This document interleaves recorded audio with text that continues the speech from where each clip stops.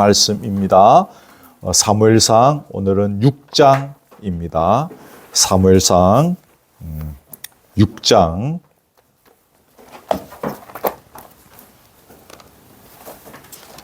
1절부터 12절까지만 제가 봉독해 드리겠습니다.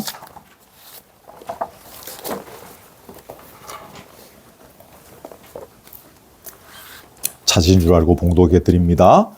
여호와에게가 블레셋 사람들의 지방에 있은 지 7달이라. 블레셋 사람들이 제사장들과 복술자들을 불러서 이르되 우리가 여호와의 궤를 어떻게 할까? 그것을 어떻게 그 있던 곳으로 보낼 것인지 우리에게 가르치라. 그들이 이르되 이스라엘 신의 궤를 보내려거든 그저 보내지 말고 그에게 속건제를 드려야 할지니라.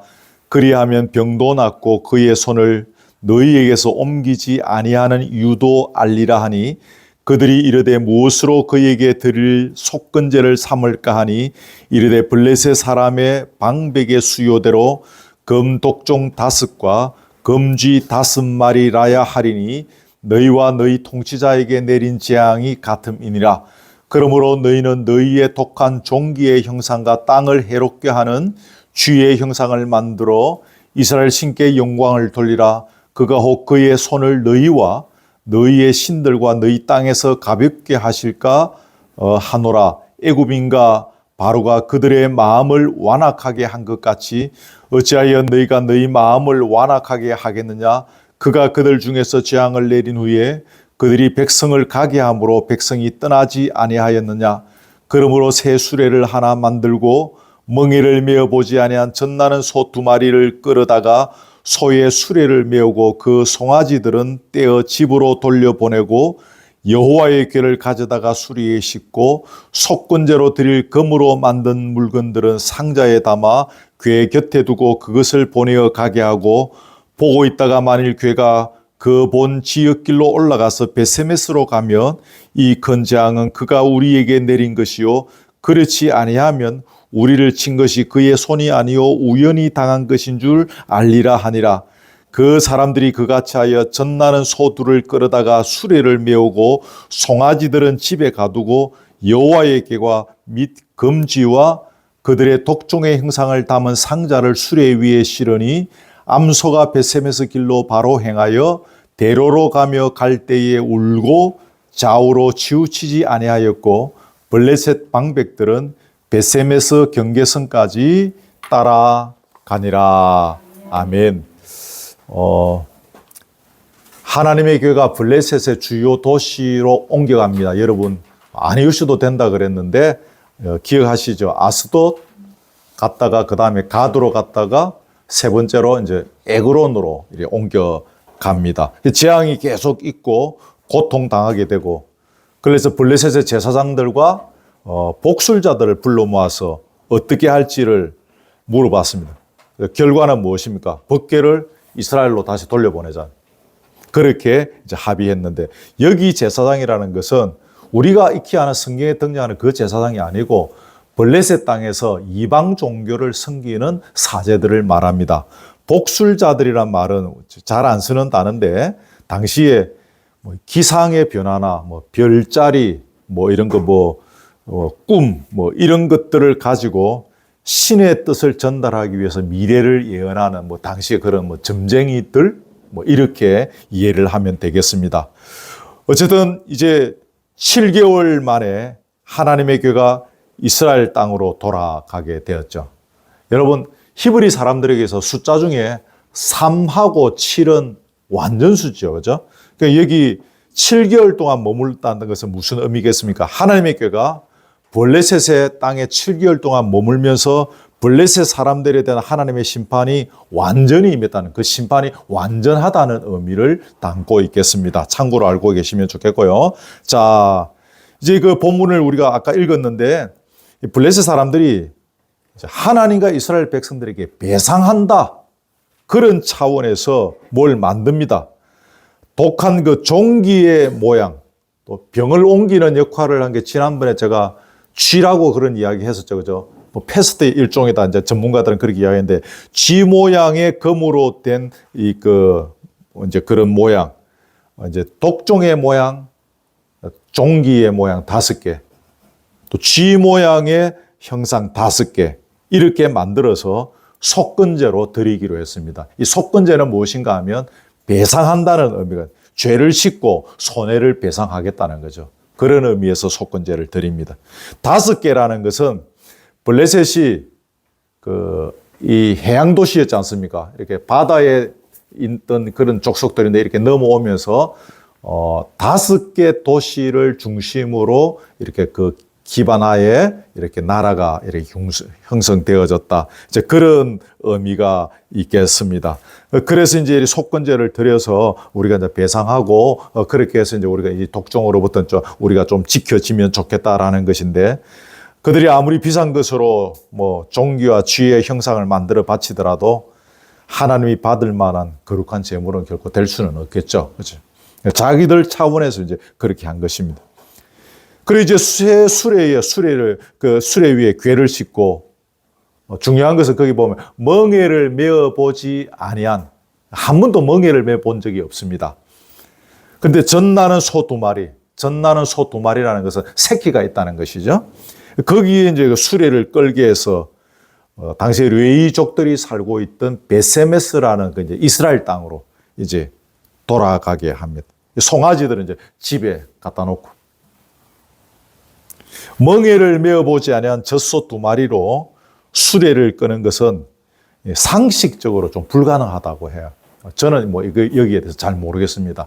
여러 이제 자료들을 통해서 보면 불가능한 이유가 한 3가지인데, 첫째는 멍에를 한 번도 메어 보지 아니한 소 2마리가, 이 녀석도 안 메어 본 적이 없어요. 이 녀석도 메어 본 적이 없어요. 그런데 이 2마리를 같이 엮어서 이제 멍에를 메고 이렇게 같이 가지 않습니까? 그래서 절대로 이렇게 그게 똑바로 수레를 끌고 갈 수가 없다는 것입니다. 2번째로 안 되는 이유는 젖을 먹는 송아지들이 울고 있는데 암소가 새끼를 놓고 떠난다는 것이, 이게 또 말이 안 된다는 것입니다. 아무리 거기 가두어 두어도, 그래 여기 끌고 와서 이렇게 먹이를 먹이 해서 수레를 끌고 가라고 해도 송아지가 집에서 울고 있는데, 여러분 뭐 시골에서 사셨습니까? 아시죠? 안 가요. 외갓집에 그 암소 놔놓고 할아버지가 이제 이모님 시집 보낸다고 소 끌고 장날에 가신데 안 가요, 암소가. 그렇게 소가 말 잘 들어요. 근데 그 암소들이 그 새끼 그 외양간에 놔놓고 대문 바깥을 안 나가요. 얼마나 애를 쓰고 동네 청년들 데려오고 그래가지고, 그래서 암소를 끌고 나가요. 어쨌든 현실적으로 이게 어렵다는 것입니다. 3번째는 뭡니까? 이 소들이 인도자 없이 스스로 베세메스까지 가겠느냐, 거기 가냐, 거기 어딘 줄 알고. 꼴을 찾으러 가려면 갈 수 있게 되지만 거기 못 간다는 것입니다. 그런데도 이렇게 불가능한 상황을 만들어 놓고 이렇게 하자는 것은 자신들이 당한 환난이 하나님이 주신 것인지, 아니면 그 다음에 중요한 단어, 우연히 일어난 것인지 확인해 보자는 것입니다. 그래서 이제 이렇게 한 것이죠. 에그론에서 베세메스까지는 한 14km 정도 된다고 합니다. 근데 이 소들이 어쨌든 베세메스로 직행, 거기 도착한 거예요. 놀라운 일이 일어난 거죠. 자, 이제 이런 본문을 우리가 보면서 하나님 주시는 말씀들을, 음성들을 들으려고 합니다. 첫 번째로 우리가 하나 좀 기억해야 될 것은, 혹 어떤 분들은 하나님이 살아 계신다는 확실한 증거를 내가 내 눈으로 똑똑히 보아야 내가 하나님 믿겠다고 말하는 것이죠. 교회를 다니시는 분들 중에도 다수는 좀 더 확실한 어떤 증거들을 내가 보면 내가 더 큰 믿음 생길 수 있을 것 같은데요, 이렇게 말하시는 분들도 사실은 있습니다. 그러면 여러분, 만일 지금 하나님께서 초자연적인 일을 보여주신다면, 지금 여기에서 아니면 예배 마치고 밥 먹고 있는데 우리에게 혹은 우리 공동체 위에 초자연적인 그런 일을 하나님께서 보여주신다면, 우리가 막 기도 막 세게 빡시게 3분 동안 통성기도 했는데 기도 아멘하고 마치자마자 그냥 바로 막 그냥 막 뭐가 짜잔짠 하고 응답해 주신다면, 모든 사람이 하나님을 믿고 이미 믿고 있는 사람들은 더 확실한 믿음을 가질 것 같을까요? 답은 아니다라는 것입니다. 아니다라는 거예요. 블레셋 사람들은 끝까지 증거를 찾았습니다. 이 속 가는, 이렇게 해도 가는 거 한번 보자. 절대로 안 가는 거예요. 그죠? 근데 갔습니다. 초자연적인 결과임을 그들이 보았습니다만은 그들은 자신들의 신을 여전히 섬겼고 하나님 믿지 않았습니다. 또 하나의 예는 이스라엘 백성들입니다. 출애굽을 경험했지 않습니까? 10가지 재앙을 그들은 하나님께서 주신 것을 경험했습니다. 나왔습니다.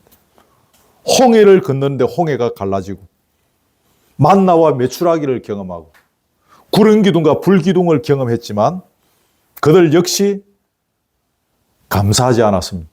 신뢰하지 않았습니다. 순종 안 했습니다. 불평, 원망, 부정적인 신앙으로 계속 반응하며 지금 여기까지 온 거예요. 여러분 다 역사를 아시죠?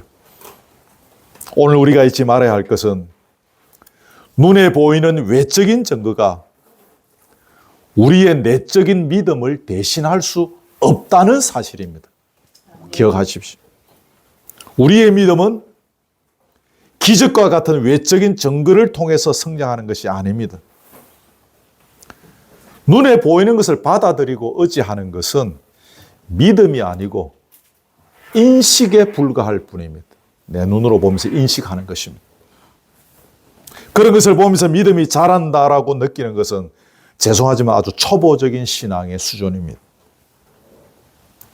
그런 것을 보면서 믿음이 생겼다고 하는 사람은 또 그런 것을 또 구하는 거예요.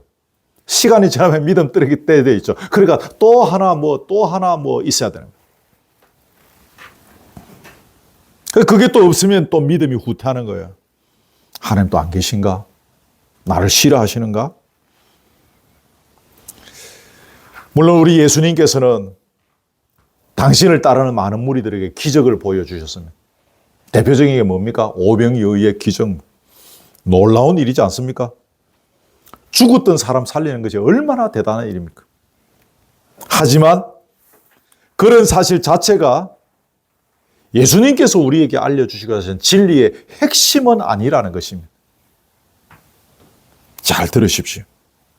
그런 일을 통해서 당신께서 하나님의 아들이심을 보여주시는 거예요.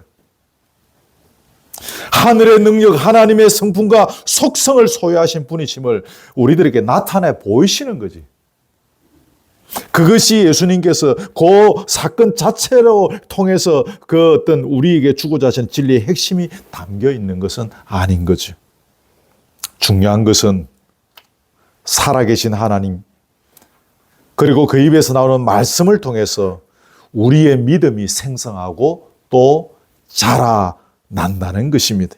여러분, 이게 참 중요합니다.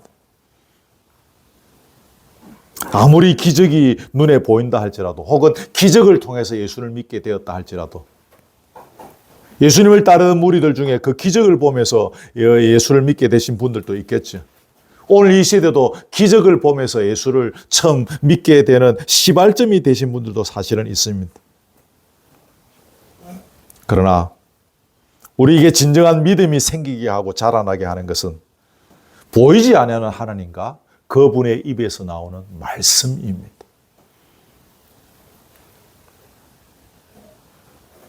이것을 위해서 예수님께서 성천하시면서 우리에게 선물을 주신 것이 뭡니까? 성령님을 보내주신 거예요.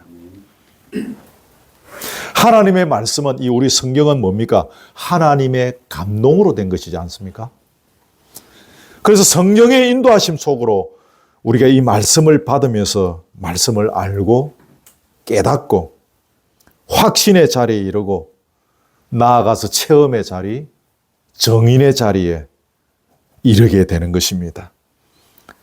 사랑하는 우리 교우 여러분, 증거를 구하기보다는 증거 없이도 믿을 수 있는 견고한 믿음을 구하시기를 바랍니다. 아멘.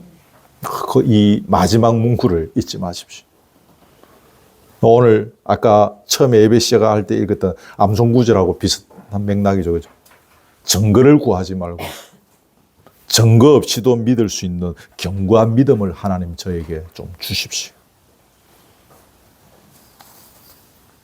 예수님께서 부활하시고 도마는 말했습니다. 내가 그 손 못자국 봐야 되겠다. 내 손가락을 그 못자국에 넣어보고 내 손을 그 옆구리에 찔러보지 않고는 내가 나 못 믿는다. 그때 예수님이 하신 말씀이 아까 우리가 암송했던 그 말씀입니다.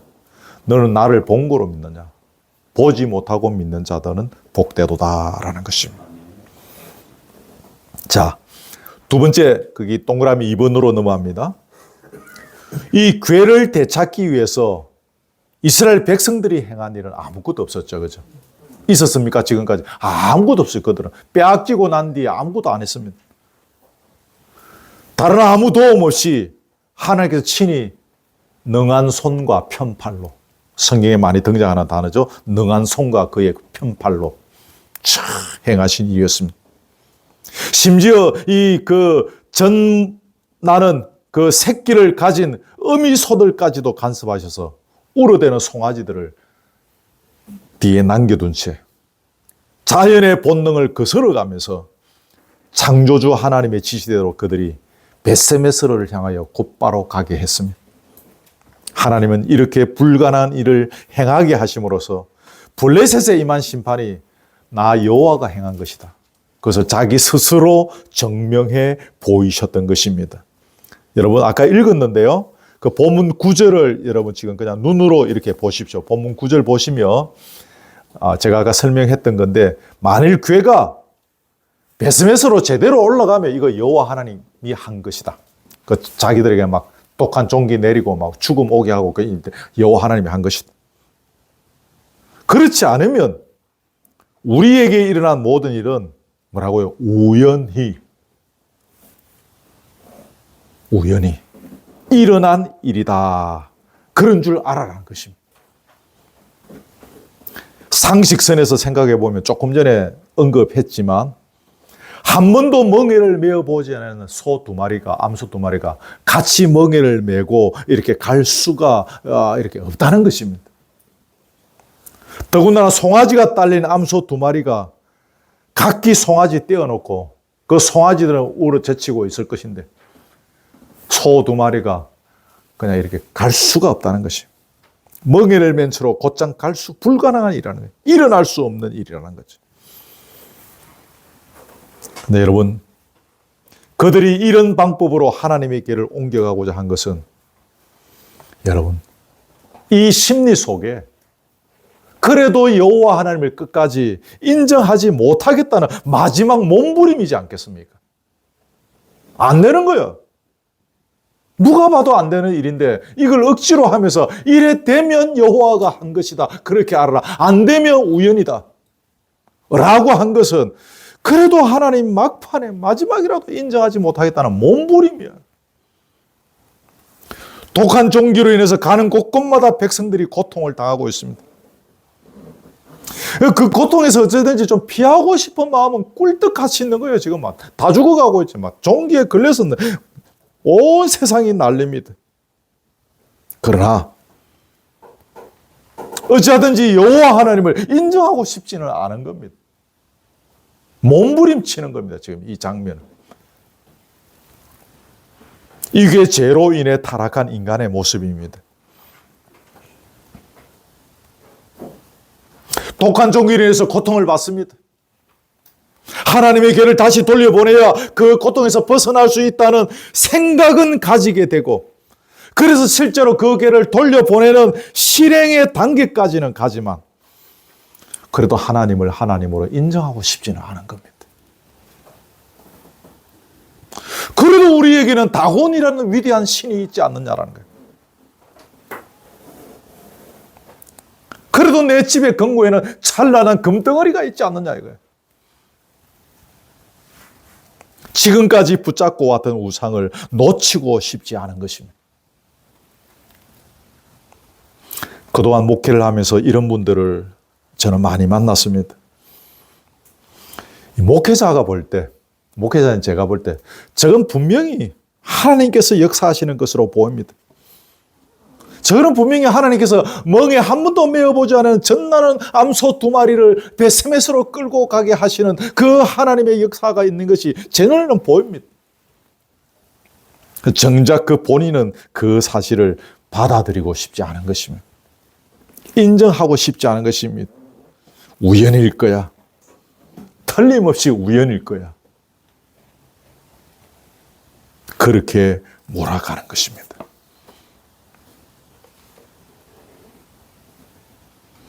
블레셋의 통치자들은 소들이 베세메스로 곧장 가버렸잖아요.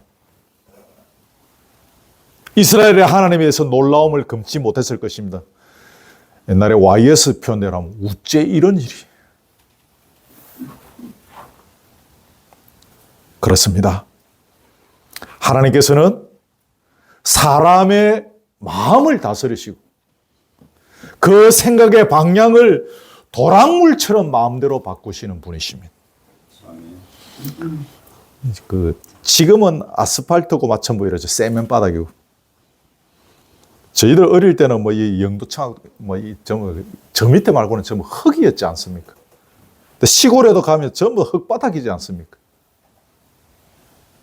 또랑이 많습니다. 농사 짓는 분들은 또랑물로 물고를 터고, 우리가 이 산동네에서 장난치고 놀 때도 막 또랑을 어떨 때는 그려가지고 이렇게 짝대기로 또랑 그리는 대로 물이 흘러갑니다. 맞죠, 그죠? 새꼬챙이나 좀 굵은 짝대기로 흙을 이렇게 파서 짝짝짝 이렇게 끄으면 내가 파는 대로만 물이 흘러갑니다. 시골에서 농부들이 또랑물 파는 것도 똑같습니다. 삽질 2번만 하면 이쪽 밭으로 물이 갔다가 또 이쪽 밭으로 물이 갔다가 이 논으로 물이 갔다가 저 논으로 물이 가고 마음대로 할 수 있습니다. 너무 쉽습니다. 마치 그것처럼 하나님께서 사람의 마음을 다스리며 그 생각의 방향을 조정하는 것이 또랑물 방향 트는 것처럼 그렇게 마음대로 하신다는 것입니다. 자, 거기 잠언 16장 9절 제가 적어놨을 것인데 같이 읽읍시다. 시작. 사람이 마음으로 자기의 길을 계획할지라도 그의 걸음을 인도하시는 이는 여호와시니라. 내가 이만 묻고 저만 묻고 이 길 계획하고 저 길 계획하고 있어도 내 걸음을 인도하시는 분은 누굽니까?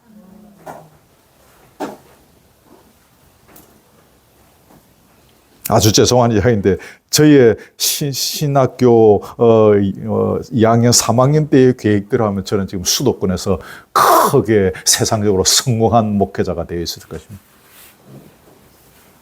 3학년 때 졸업할 무렵에 우리 교단에서 당시에 제일 큰 교회 담임 목사께서 저에게 직접 전화 오셨습니다. 정전도사 이제 올라오지. 그래서 제가 논문 다 쓰고 나면 올라가겠다고 했습니다. 그런데 하나님 역사하셔서 저 거장 산골 시골로 처박아 버리시고 오늘 이 나이에 여기 있게 하셨습니다. 우리 생각하고 우리 계획하고 하나님께서 인도하시는 거하고 달라요. 사랑하는 여러분, 사람의 마음으로 자기의 길을 계획할지라도 그의 걸음을 인도하시는 여호와시니라. 이 말씀이 저와 여러분의 삶 속에서 경험되어지기를 바랍니다. 아멘. 하나님께서는 당신의 백성들 뿐만 아니라 불신자들의 마음과 생각까지도 조정하십니다. 그러면서 A, 하나는 뭡니까? 이 땅을 향한 하나님의 뜻을 이루어 나가십니다. 이 땅에 누구든지 하나님께서 마음대로 그의 생각과 마음을 조정하셔서 첫째는 뭐요? 하나님의 뜻을 이루어 나가십니다. 두 번째는 뭡니까? 당신의 백성들의 삶을 인도하시고 간섭하심으로 성장하게 하시고 그래서 결국 그리스도의 장성한 분량에 이르게 하십니다. 더 많이 있겠는데 A, B 다음에 C, D, E, F는 여러분이 한번 적어보십시오. 사람의 마음과 생각을 조정하셔서 어떻게 하셨는지 여러분의 수십 년의 신앙의 경험을 갖고 여 밑에 숙제 검사 안 합니다.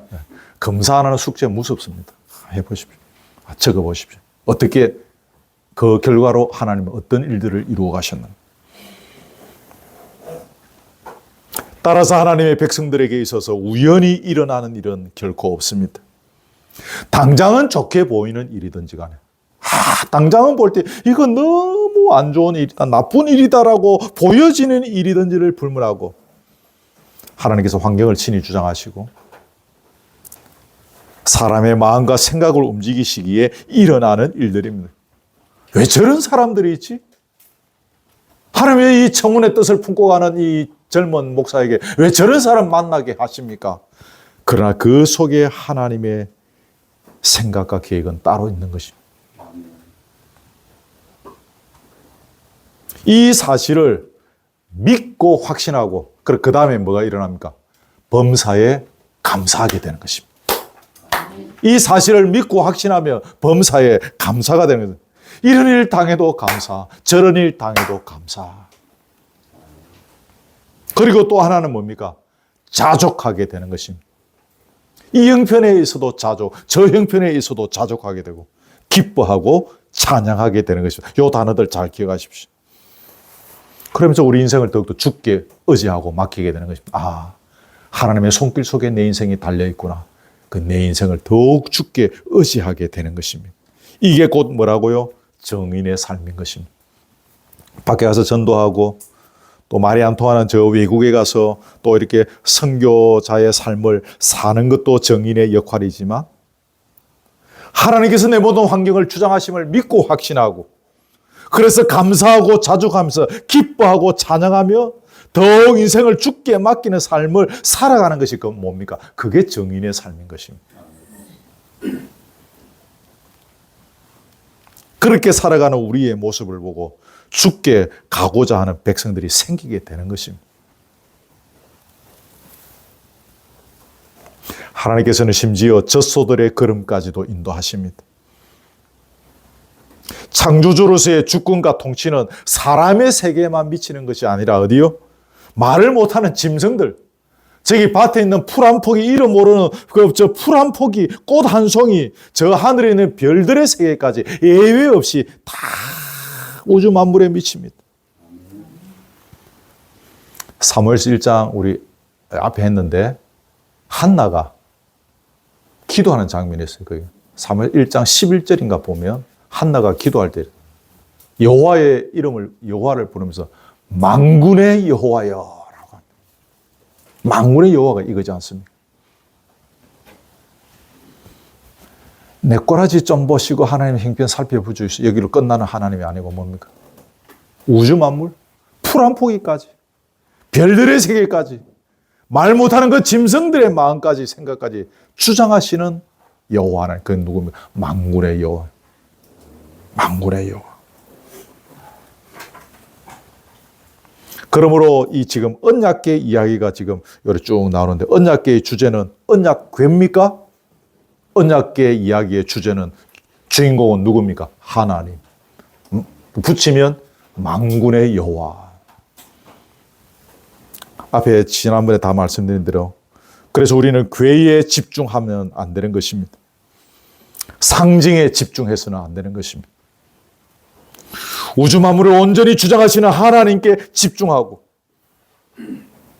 인류의 역사를 꿰뚫으시면서 결국에는 독생자 예수 그리스도를 우리를 위해서 보내주셔서 십자가에서 죽게 하시고 부활의 승리를 주신 그 여호와 하나님께 우리는 집중해야 하는 것입니다. 아멘. 잊지 마십시오. 그 다음 좀 더 넘어가서 조금 살펴보겠습니다. 13절 이후에 이제 넘어가면 이제 베세베스 사람들이 여호와의 궤가 왕고 보고 막 기뻐하고 막 이렇게 흥분해하는 이제 그 장면들입니다. 여러분 아까 다 시간 때문에 못 읽었는데 집에 가서 읽어보시고 그 베세메스는 태양의 집이라는 뜻이라고 합니다. 르웨이 사람들이 당시에 그 성읍에 거했다고 하고요. 이곳에 거하는 사람들은 여호와의 궤와 성막을 섬기는 역할을 하는 사람들. 성경 여러분 아시죠? 그런 사람들, 레위 사람들 이제 그런 거주했다고 합니다. 자, 봅시다. 그런데 궤를 싣고 온 수레를 보고 막 기쁜 거예요. 얼마나 기뻤겠습니까? 그죠? 상징을 좋아했던 그 시대의 사람들이. 그 수레는 나무니까 그 나무를 패가지고 그걸 이제 그 암소들을 번제물로 이제 그 나무로 불 피워갖고 번제물로 드리고 하나님께 감사드립니다. 오 주여, 이 아름답고 사랑스러운 궤를 다시 돌려주시니 감사하옵나이다. 그러면서 막 축제가 벌어졌겠죠.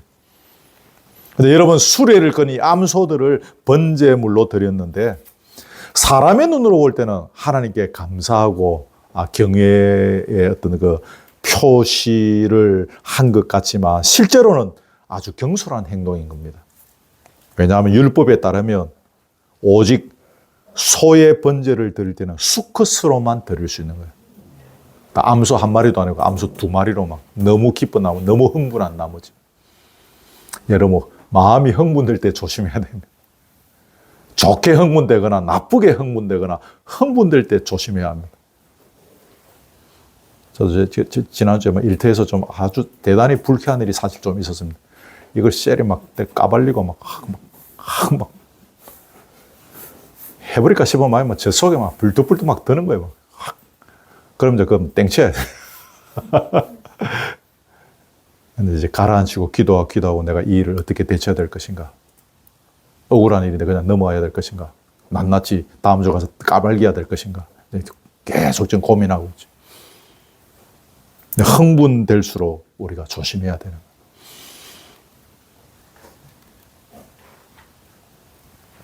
수컷만 드리게 되어 있는데 앙컷 두 마리로 번제물 바친 거예요.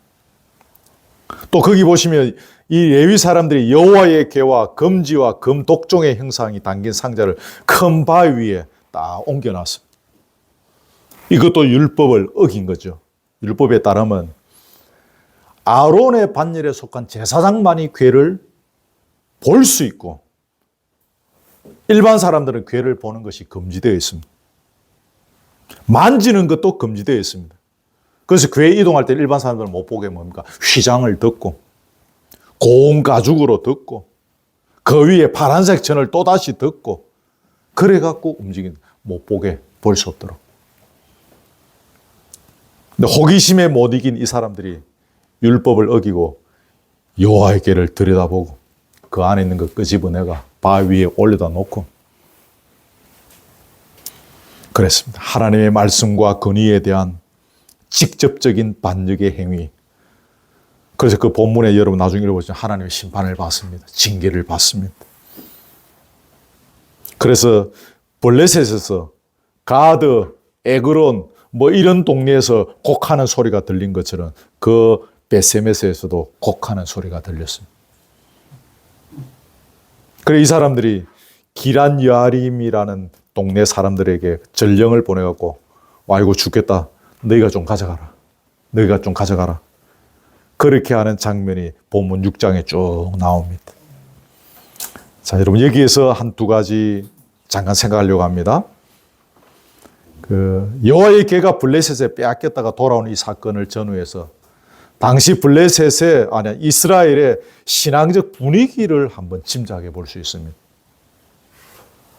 앞에 쭉 나왔죠.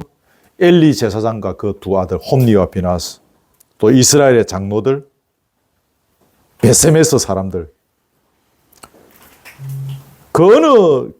에서도 그 사회 어느 계층에도 하나님을 좀 바르게 섬기는 영적 지도자들이 없었습니다. 왜 이렇게까지 되고 말았는가? 앞에 나왔죠. 말씀이 희귀한 시대가 된 것입니다. 말씀이 희귀하니 바른 신앙을 가질 수가 없는 거예요. 바른 신앙을 가지지 못하니까 겉으로는 여호와 하나님을 섬긴다고 하는데 결국 실제로는 뭡니까? 점점점 가나안의 이방 신들을 섬기는 그 가나안 종교에 깊이 빠지게 된 것이죠. 그러니까 그 당시에 영적 지도자가 없는 겁니다. 사사시대 전반의 종교 현상들이나 사무엘서의 시대 정신을 이해하는 데 있어서 가장 핵심적인 요소 중에 하나가 바로 이겁니다. 가나안의 종교와 혼합되어져 있는 것입니다. 겉으로 하나님 믿는데 실제로는 가나안의 이방 종교에 깊이 빠져 있는 것입니다. 이 문제는요, 여러분 나중에 이스라엘이 두 개 되지 않습니까? 남쪽 유다, 북쪽 이스라엘인데 남쪽 유다나 북쪽 이스라엘이나 이 문제를 결국 해결하지 못합니다. 그래서 멸망합니다. 그래서 우리가 잘 기억해야 됩니다. 뒤에 등장하는 열왕기서, 나중에 그 예언서들의 중심 메시지가 뭡니까? 이 가나안 종교에 빠져서 혼합하여 사는 이것을 경고하고 있는 거죠. 이 문제를 이스라엘 백성들은 해결하지 못했던 것입니다. 여러분, 오늘 설교자로서 중요한 이야기를 여기서 하나 하려고 합니다. 우리는 하나님의 백성이라는 정체성을 잊지 말아야 합니다. 거루터기 교회 성도들의 정체성은 주일마다 10시 50분에 이 자리에 앉아 있는 것입니까? 하나님의 백성의 정체성, 꼭 제가 주보에 적어놨을 것 같은데 보십시오. 오직 하나님만 의지하고 바라보며 그분의 인도하심을 받으며 걸어가는 가운데 하나님께서 주신 것으로 만족하며 사는 존재가 하나님의 백성이라는 것입니다. 아멘. 그 문구 아마 기록해 놓으실 것인데 꼭 기억하십시오. 여러분, 우리가 하나님께서 주신 것으로 만족할 수 있는가? 이것은 굉장히 중요한 질문입니다. 저와 여러분이 개인적으로 이 질문에 정확하게 대답할 수 있어야 합니다.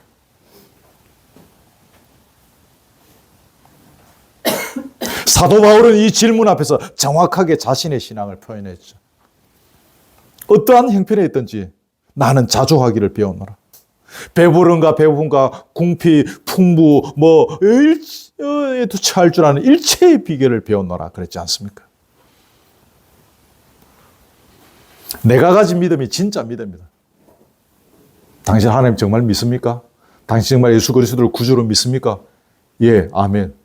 그것을 뭐로 증명하렵니까? 라고 했을 때 이 설교의 흐름과 연결해서 말씀드린다면 하나님께서 내가 주신 것으로 내가 만족한다는 것입니다. 이게 내 신앙이 진정한 신앙이라는 것을 증명할 수 있는 아주 중요한 요소입니다. 이게 안 되니까 자꾸 우상을 바라보게 되는 것입니다. 이게 안 되니까 자꾸 거기 가서 그 땅에 그 다곤, 그 바알, 아세라 이런 것들을 쳐다보게 되는 것입니다. 내게 주신 아내로 만족하지 못하니까 그 땅에 있는 그렇게 이렇게 치장하고 앉아 있는 그 예쁜 여인들이 보이는 것입니다.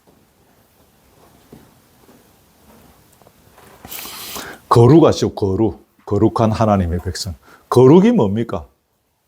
구별됐다는 거 아닙니까? 거룩하신 하나님이 뭡니까? 뭐뭐와 구별된 이 세상과 구별된 이 생애가 다른 하나님이신 것입니다.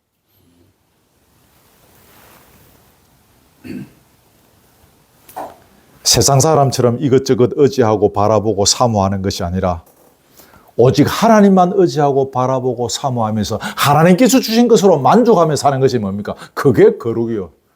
주일에 양복 입고 넥타이 매고 다 앉아갖고 세상 최고의 거룩과 경건의 폼으로 예배 드리는 것이 거룩이 아니고, 그렇게 하지 마라 말 아닙니다. 거룩의 진짜 의미가 뭔지를 알아야 합니다. 새긴 형상으로 나 여호와를 섬기지 말라. 몇 계명? 2계명이죠. 하나님께서 주신 것으로 만족하지 못하고 우리의 욕심을 따라서 뭘 자꾸 챙기려고 하니까 우리 마음속에 우상을 자꾸 만드는 것입니다. 그래서 사람들이 우상을 새겨서 만드는 것입니다. 여기 하나님인데 하나님을 자기 마음에 자꾸 막 금덩어리나 다이아몬드나 이런 것으로 하나님 만들어가는 것입니다. 어떤 권력으로 만들어가는 것입니다. 여러분, 사도 바울이 왜 자족할 수 있었을까요? 그는 예수 그리스도 한 분만으로 충분했기 때문입니다. 예전에는 권세와 명예, 이런 물질, 이런 것들이 있어야 그런 것들이 채워질 수 있는 만큼 채워지고 올라갈 수 있는 만큼 올라가야 만족할 수 있을 거라고 생각했습니다. 예수를 믿기 전에는.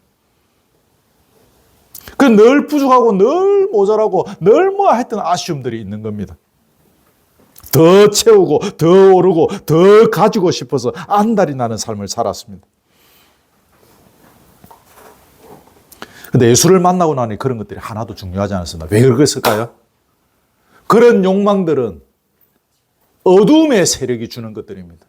그런데 그 어둠의 세력들을 예수님께서 이기셨던 것입니다. 승리하셨던 것입니다. 그 승리의 예수님을 자기가 주인으로 모시고 사니 그것들이 하나도 부럽지 않은 것입니다.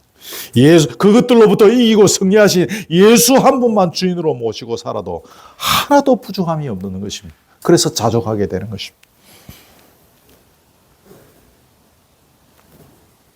그런 것으로부터 자유할 수 있는 능력을 예수님으로도 받았던 것입니다. 그 자유의 능력을 예수님께서 주신 것입니다. 예수님이 풍성한 삶을 약속하셨는데 자칫 잘못 이해하면 하여튼 저 푸른 초원 위에 그림 같은 집 짓고 살아야 풍성한 삶이라고 생각하는 경향들을 사실은 교인들이 많이 갖고 있어요. 그게 풍성한 삶이 아니라 그런 것들로부터 자유하는 삶이 진정한 풍성한 삶인 것입니다. 자유하는, 기억하십시오. 자유.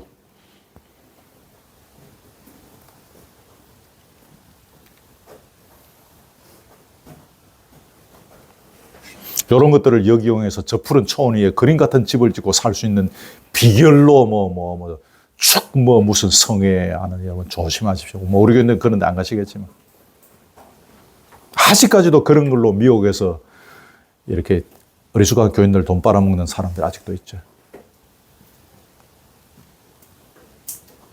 우리로 하여금 이 풍성한 삶을 살아가게 하시려고 예수님께서 이 땅에 오셨고 십자가에 달리셨고 부활하셨습니다. 그리고 아버지의 때에 이 땅에 다시 오셔서 완벽한 풍성한 삶으로 인도하실 것입니다. 그래서 우리는 오매불망 천국을 기다리는 것입니다.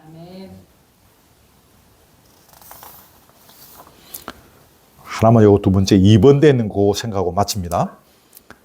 여호와에게는 하나님께서 그의 백성과 함께 하신다는 임재의 상징입니다. 아시죠? 딱 이야기했죠. 그런데 기억하시죠. 동시에 인간들의 죄악을 보여준다는 것입니다. 그 안에 뭐가 들어있습니까? 아론의 상단지팡이. 아론의 상단지팡이가 뭡니까? 하나님의 인도하심을 거부하고 자기 스스로 지도자가 되려고 했던 인간들의 그 반역의 표징이 않습니까? 그것 잡고 반석에서 물을 지가 내는 것처럼 빵빵 치면서 갈로 열고 갈로 닫고 마시라. 그러면서 화를 냈던 사람이 모세죠. 그 사람이 짚고 있던 지팡이, 아론의 상한 지팡이였습니다. 반역의 표징입니다. 십계명이 새겨진 돌판 아시죠? 이게 돌판 이게 왜 생겼습니까? 송아지 우상 때문에 모세가 던져서 첫 번째 돌판이 깨져버렸습니다. 그래서 새롭게 만들어진 것으로 이 돌판이 지금 그것입니다. 말씀에 대한 인간의 거역을 보여주는 것입니다. 두 번째 돌판에 말씀을 거역함으로 그래서 돌이 깨지고 하나님께서 다시 만들어준 돌입니다. 만나가 담겨있는 항아리. 만나 하면 생각나는 건 뭡니까? 물론 하나님께서 이렇게 늘 먹을 것을 공급해 주신 대표적인 그것이 만나지만 한편 생각해보면 만나는 뭡니까? 이스라엘 백성들의 불평덩어리인 거예요. 또 만나가, 또 보리밥이, 또 김치만 주나. 살밥 좀 먹고 싶다. 민수기 11장에 보면 누가 우리에게 고기를 주어 먹게 하랴. 애굽에 있을 때는 값없이 생선도 먹고 오이도 먹고 참외도 먹고 부추도 먹고, 부추는 여기도 많은데 파, 마늘 생각나는 대로 다 먹었는데 왜 맨날 아침마다 이 뭡니까? 만나 이거밖에 없구나. 그러면서 이스라엘 백성들이 불평한 거. 그게 만나입니다. 방금 말씀드린 대로 이 여호와에게는 주님의 임재의 상징인 동시에 인간들의 죄악을 보여주는 그런 요소가 되는 것이죠. 이처럼 인간은 하나님의 인도와 하나님의 말씀과 하나님의 공급을 거부하고 반역하는 자들입니다. 그게 인간의 본질적인 속성인 것 같아요. 그런데 여러분, 이런 자들과 하나님께서 어떻게 함께 하실 수 있었는가요? 그런데도 하나님께서 이들을 끌고 오셨다니까, 여기까지. 그리고 앞으로도 끌고 가시지 않습니까? 그 이유가 뭡니까? 1년에 한 번씩 그 언약궤 뚜껑에 송아지와 염소의 피를 뿌려서 이스라엘 백성들의 죄악이 가려지는 의식이 있습니다. 그게 대속죄, 이스라엘의 달력으로 매년 7월 10일 그 대속죄. 지금도 유대인들은 지금도 그 행사를 하죠. 그날 대제사장이 지성소에 들어가서 수송아지와 수염수의 피를 그 언약궤 위에 촥 뿌리고 그 의식을 통해서 그들의 죄를 용서받는 날이 대속죄인인 것입니다. 구약에 다 나오죠. 그 이스라엘 백성들은 이 의식을 통해서 그들의 죄를 용서받고, 그래서 또 하나님께서 그들과 함께 이끌고 막 가는 것입니다. 자, 그런데 기억하십시오. 이것은 오늘 죄악된 우리 위에 예수 그리스도의 피가 뿌려짐으로 말미암아서 하나님께서 우리의 죄악에도 불구하고 우리와 함께 하심을 보여주는 모형인 것입니다. 아멘. 우리 각자가 얼마나 완악한 자들입니까? 이름에도 불구하고 예수 그리스도의 피가 뿌려져서 하나님께서 우리의 이 완악한 죄악임에도 이것을 갖고 있음에도 불구하고 우리를 용서하시고 우리와 함께 하시는 것입니다. 그러기에 우리는 첫째, 십자가의 은혜에 감사해야 하고, 두 번째, 그 은혜에 늘 젖어 있어야 하는 것입니다. 제가 계속 이야기한 것입니다. 그래야만 시시각각으로 우리를 파고드는 죄의 유혹으로부터 이겨낼 수가 있는 것입니다. 아니면 우리도 계속 남유다 북이스라엘처럼 계속 이 문제를 해결하지 못하고 끝까지 막 가는 것입니다. 가면 뭐 있습니까? 죄송합니다. 멸망합니다. 그래 70년 동안 포로 생활하다가 그러고 또 돌아오겠지만,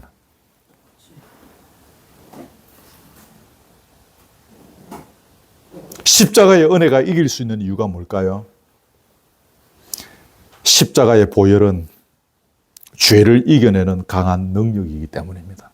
아까 말씀드린 예수께서 그 어둠의 권세를 이기시고 승리하신 것처럼 십자가의 보혈은 죄를 이겨내는 강한 능력입니다. 오늘 그 십자가의 은혜를 붙잡고 승리하는 저와 여러분, 승리의 개가를 함께 부르는 운명공동체지 않습니까? 올해는 좀 승리합시다. 작년에 실패했는지 모르겠는데 올해는 우리가 연말에 승리했노라고 막연히 하면서 나 승리했습니다라고 간증할 수 있는 저와 여러분 되기를 주님의 이름으로 축복합니다. 아멘. 자, 찬송을 하겠습니다. 254장입니다. 254장.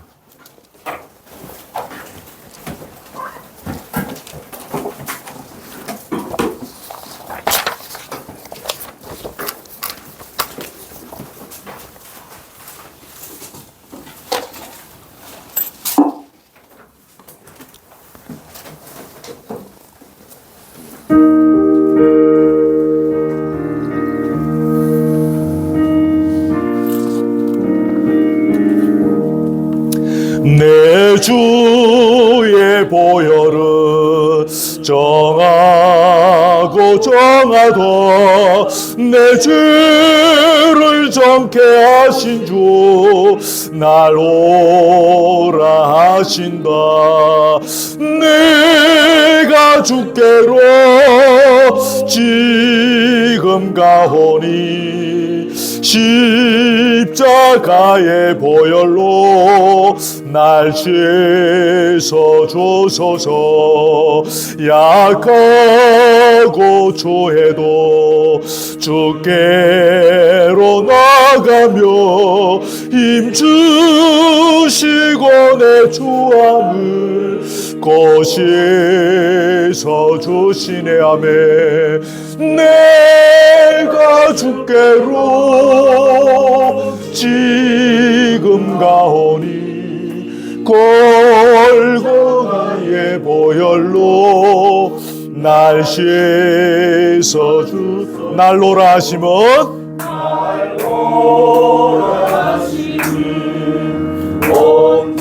온전한 믿음과 또 사랑과 평안함 다 주려 함이라. 내가 주께로 지금 가오니 십자가의 보혈로 날 날 씻어주 5절입니다.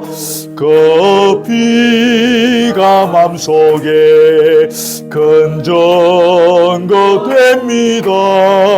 내 기도 소리 들으사 다 허락하소서. 내가 주께로 지금 가오니 고입자가의 보혈로 날 씻어 주소서. 아멘. 메모에 난 거 보시면서 우리 오늘 주신 말씀 가지고만 잠시 통성으로 기도합니다. 하나님 우리 아버지 감사합니다.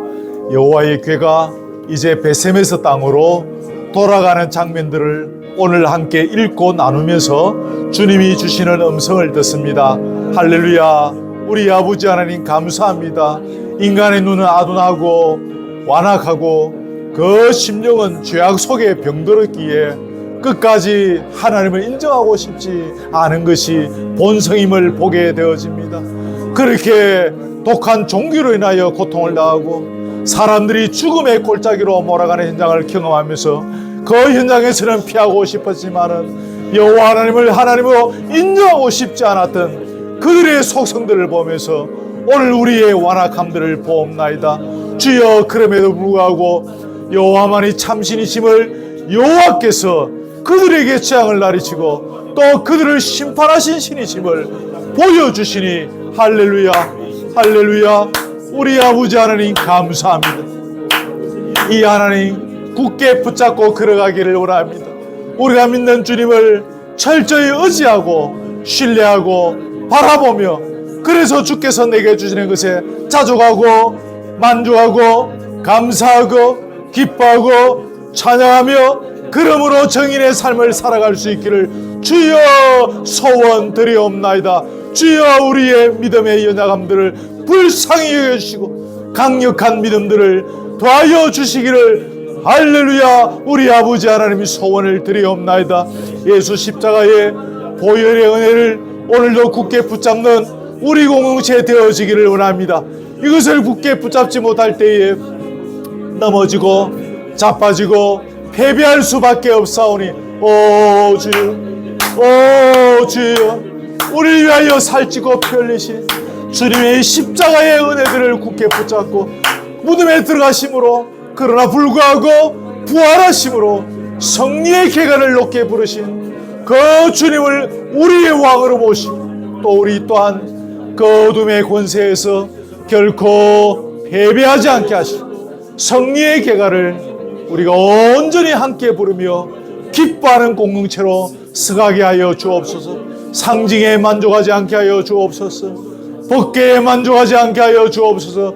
그 궤의 주인공이신 여호와 하나님, 우리를 위하여 독생자 예수 그리스도를 보내주셔서 살찌고 피 흘리시며 부활의 생명들을 허락하신, 또다시 이 땅의 심판주로 보내주실 것을 약속하신 여호와 하나님을 바라보는 그 분명한 믿음으로 서갈 수 있도록 주여 도와주시옵소서. 하나님 아버지, 법궤가 다시 이스라엘의 땅 베세메스로 돌아가는 현장들을 보면서 주시는 음성들을 몇 가지 나누었습니다. 종의 연약한 입술로 증거한 것이기에 부족한 부분도 있고 다 증거하지 못한 것도 있을 것인데, 주께서 우리 교우들의 귀를 열어주시고 눈을 열어주시고 심령을 풍성히 하여 주셔서 더 깊이 발견하고 더 풍성히 발견하고, 또한 자신의 삶의 현장에 적절하게 지혜롭게 결단력을 가지고 적용해 갈 수 있도록 도와주시옵소서. 끝까지 예수 그리스도 십자가의 은혜를 굳게 붙잡고 그 은혜 앞에서 승리하는 우리 공동체 되게 해 주시옵소서. 아멘. 귀한 예물 주님 앞에 드립니다. 이 예물도 받으시고 영광을 거두시며 주의 뜻이 이루어질 수 있도록 잘 사용되어 줄 수 있도록 그때그때마다 간섭하여 주옵소서. 교제의 자리를 붙잡아 주시고 단순히 먹고 마시는 것으로 끝나지 않게 하시고, 이 먹고 마시는 시간들을 통하여 우리의 심령이 부유해지고 풍성해지고 건강해지고 치료받는 자리 되게 하옵소서. 교회를 위하여 늘 기도하고 애쓰고 수고하는 모든 교우들을 주께서 다 시온히 기억하시고 위로하시고 하늘의 신령한 보석으로 또 땅에 기름진 것으로 은혜 더하여 주시옵소서. 예수 그리스도의 은혜와 하나님의 사랑과 성령의 교통하심이 괴에 집중하기보다는 그 괴의 주인공이신 독생자를 우리를 위하여 살찌고 피 흘리시고 십자가에 달리도록 이 땅에 보내주신 여호와 하나님을 주인공인 줄 알고 하나님을 신뢰하며 바라보며 의지하며 그래서 승리의 길을 걸어가기를 원하는 사랑 우리 교우들 머리 위에 지금부터 영원토록 함께 있을지어다. 아멘.